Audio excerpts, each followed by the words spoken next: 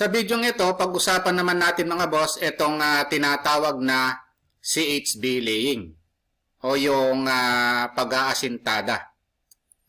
Dito sa pag-aasintada mga boss, no, napaka-importante ng topic na ito, lalo na kung nagpapagawa kayo ng bahay o nagtatrabaho kayo sa construction. O kaya, mga estudyante kayo sa architecture or civil engineering, no? Dito sa pag-aasintada mga boss, ang karaniwan na ginagamit na materyales na pang-asintada o pang-pader, etong hollow block. Although meron ng ibang mga materyales mga boss, kagaya ng AAC block at iba pa, pero karaniwan CHB pa rin o yung concrete hollow block na merong kapal na 4 inches na madalas gamitin sa mga interior wall o pangloob na pader. Meron namang 5 inches na ginagamit na panglabas na pader or exterior wall sa mga bahay, no? Pero pagka sa mga malalaking gusali na, ang karaniwang ginagamit ay yung kapal na 6 inches. Ayan yung hollow block mga boss, no? Ang haba niyan ay 16 inches or 0.4 meters, no? Tapos ang taas naman nito mga boss, pare-parehas lang ang taas niyan. Ang taas niyan is 8 inches or 0.2 meters. Ayan yung hollow block mga boss. Pagdating naman sa bakal mga boss, meron siyang horizontal bar na ginagamit gaya ng nakikita natin. Ang karaniwang ginagamit dyan ay 10 mm diameter, yung taba ng bakal, no? Yun namang vertical bar mga boss, ang ginagamit dyan is 12 mm diameter, yung taba, no? Tapos yung alambreng ginagamit dyan mga boss is number 16 GI wire, no? Na may karaniwang haba mga boss na 25 cm hanggang 30 cm or 1 foot, no?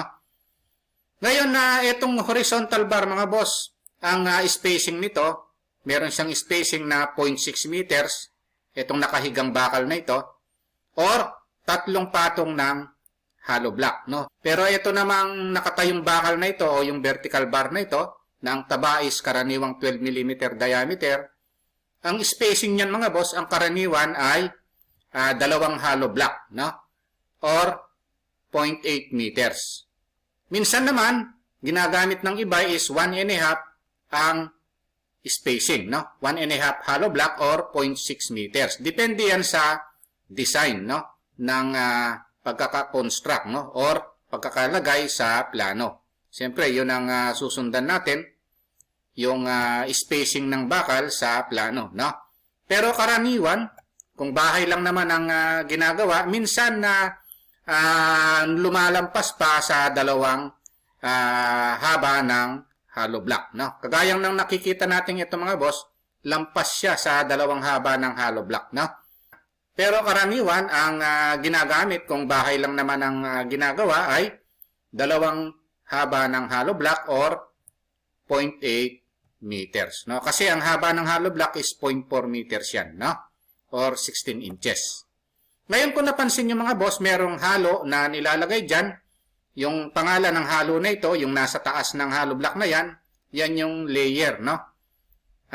Tapos yun namang pinapasok na halo doon sa loob ng hollow block, yan yung tinatawag na fill. Parehas mortar ang tawag dyan, no? Yung mortar na yan mga boss, merong class yan, no? Merong class A, class B, class C, class D. By the way, meron na akong isang video mga boss, dinidiscuss ko kung paano yung class niyan, no? At paano mag-estimate, no? Ng mortar. Sana panoorin nyo yun mga boss. Yung palang hollow block na yan mga boss, no? Ang bilang niyan per square meter is 12.5 pieces per square meter, no? Ayan yung bilang ng hollow block bawat metro kwadrado, no? Pare-parehas lang ang bilang niyan mga boss, kay 4 inches yan, 5 inches or 6 inches yung kapal, no? Ngayon, pag ine-estimate mga boss, etong mortar, meron akong isang video kung paano i-estimate yan. Pwedeng by area method, volume method, or by 100 blocks method, no? Sana panoorin nyo yung pag-estimate ng mortar, no? Ngayon yung tie wire mga boss, nako-compute din yan per weight ng bakal. Actually, pati yung pag-estimate ng bakal mga boss, meron akong estimate niyan. Sana panoorin nyo kung paano i-estimate yung vertical bar at saka yung horizontal bar, no? Etong video na ito parang sa general information lang ito mga boss, para kahit paano malaman nyo yung pinaka-information sa pag-CHB wall, no? O yung gawain kung paano yung pag-aasintada, no? Etong pag-aasintada mga boss, no? Merong trabahador yan ang nagtatrabaho dyan. Etong isang skilled na mason o bihasang mason. At saka siyempre merong helper yan, no? Yung naghahalo ng mortar at saka yung nag-aabot ng hollow block. Ngayon dito sa pag-aasintada mga boss, meron ding estimate kung paano mag-compute ng labor cost, no? Yung productivity rate ng isang mason at saka yung isang helper, no? Meron akong isang video nun mga boss, sana panoorin nyo yung estimate ng labor, no? Siyempre, yung estimate ng labor mga boss, babase yan kung gaano karami yung natatapos ng isang mason at saka nung isang labor, no? Ang natatapos mga boss, depende yon sa kapal ng hollow block. Siyempre, pag manipis yung hollow block mga boss, gaya ng 4 inches, mas maraming natatapos yan kesa doon sa makakapal na hollow block, no? Sa productivity rate mga boss, ibigay na natin kung 4 inches yan, nakakatapos ng 10 hanggang 11 na square meter per day, no? Yung isang mason at saka isang helper, no? Siyempre, pag 5 inches yan mga boss, mas konti, 9 hanggang 10 square meter per day, no? Kung 6 inches yan mga boss, siyempre mas mabagal yan. Nakakatapos lang sila ng 7 hanggang 9 square meter per day, no? Yung average lang yan mga boss, no? Hindi yung talagang batak na magtatrabaho yung isang mason at saka isang helper, no? Average speed lang yan mga boss, no? Sana panoorin nyo yung isang video ko mga boss para malaman nyo rin kung paano yung pag-compute ng bilang ng araw, no?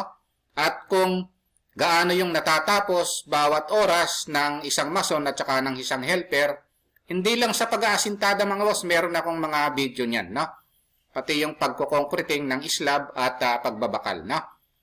Okay, ayun lang mga boss, no? Kung nagustuhan nyo itong video natin tungkol dun sa pag-aasintada, huwag nyo po sanang kalimutang pindutin muna pala, no, yung subscribe dito sa maliit pa lang nating channel.